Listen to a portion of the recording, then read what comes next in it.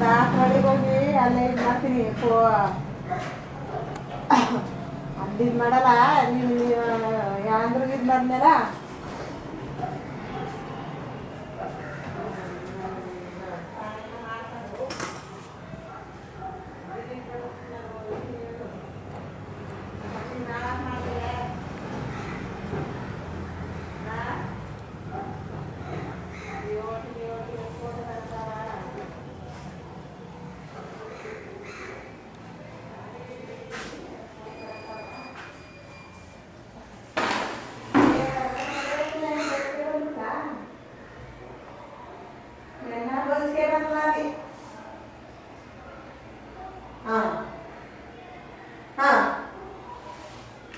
ಸ್ವಲ್ಪ ಆಚೆಗಡೆ ಇದೆ.